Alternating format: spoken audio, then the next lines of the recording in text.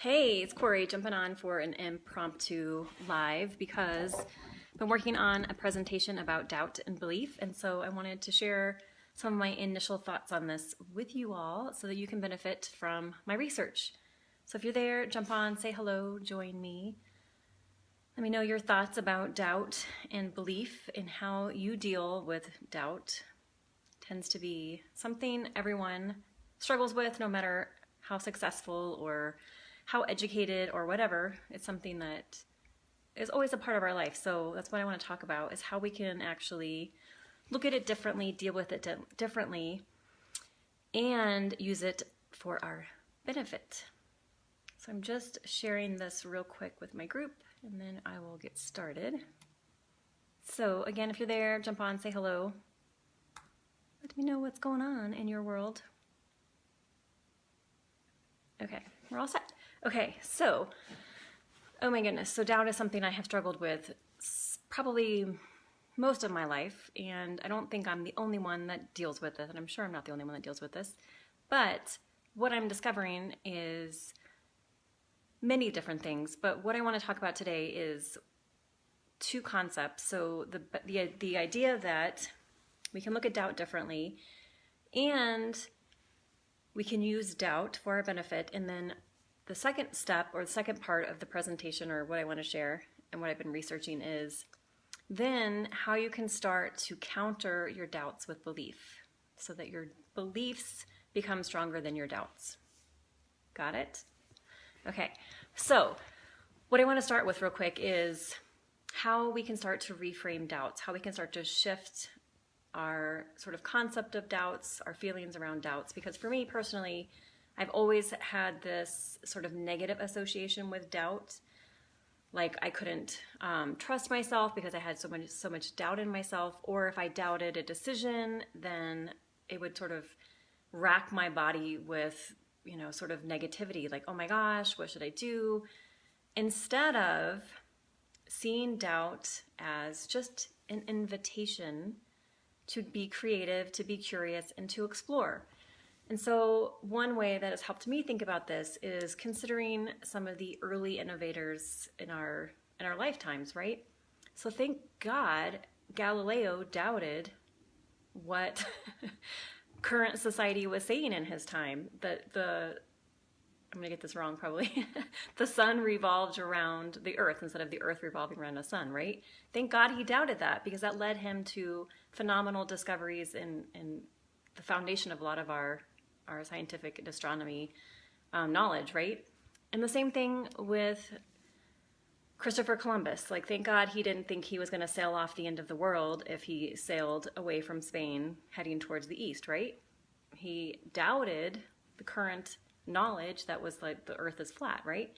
Thank God, because that led to obviously a whole complete different mindset about what the world is and that the world is not flat. And of course Einstein, right? Like, just so many scientists, that's the foundation of their work, is doubt.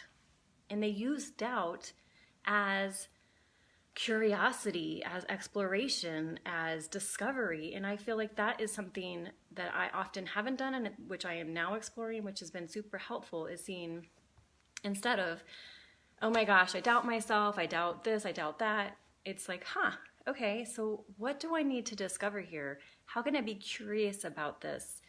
What new way am I going to be able to see this if I do some research or do some exploration?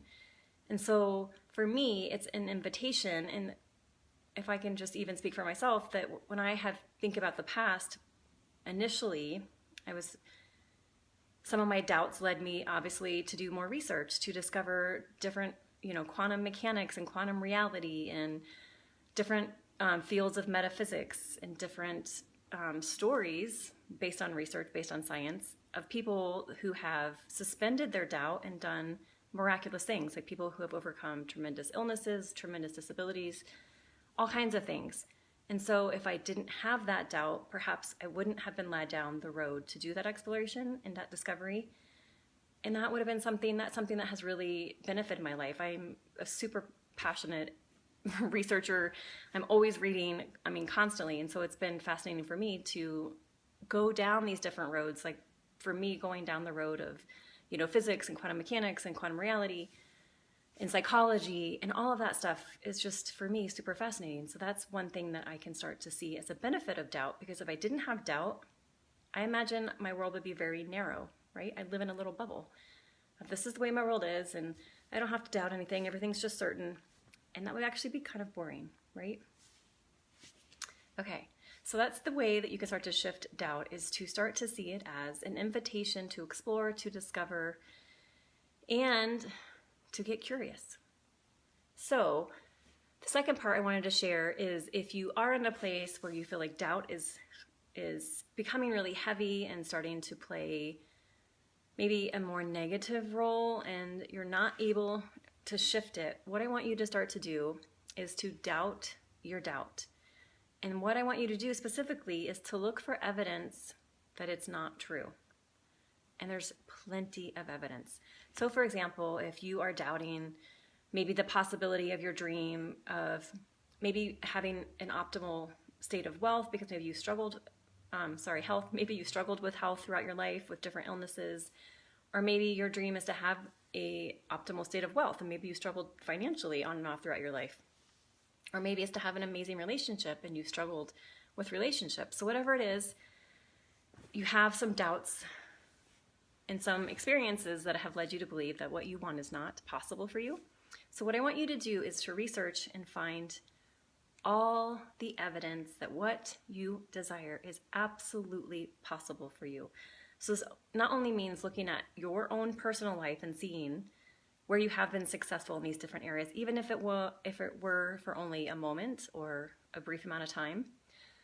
Then I want you to look, of course, for all the evidence across all different fields where people have done what you desire to do, where people have started with nothing and have overcome tremendous obstacles to get to a place where they are tremendously powerful, wealthy, influential, whatever it is, or people that have overcome tremendous illnesses and come back and have optimal states of health. Or again, same with relationships, right? So find lots of evidence so that your doubts no longer hold any weight, because you see mountains of evidence disproving your doubts. And then of course you can also do research like I've done on, different scientific studies. So how they've done actual research. One of my favorites is a couple actually.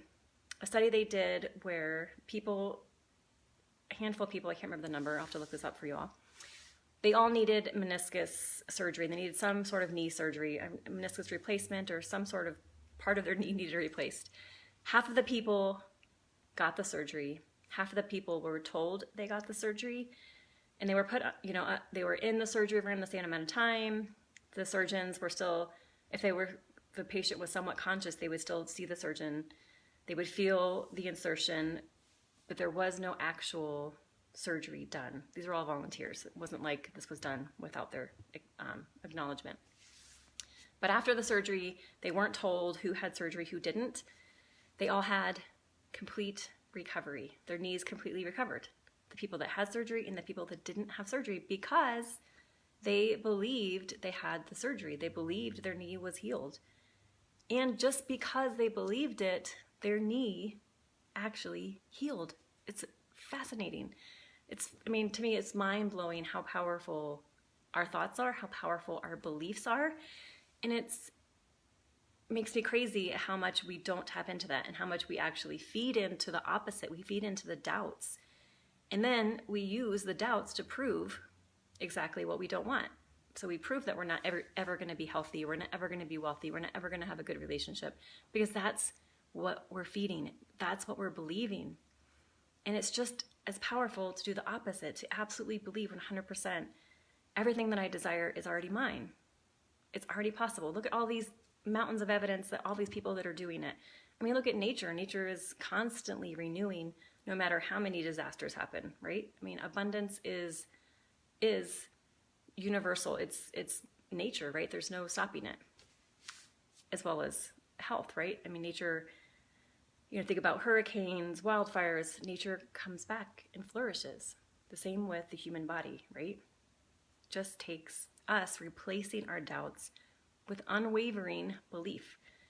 And if you have trouble with the unwavering part, that's when doing the research helps. So you start to see story after story, research after research that proves what you believe becomes your reality.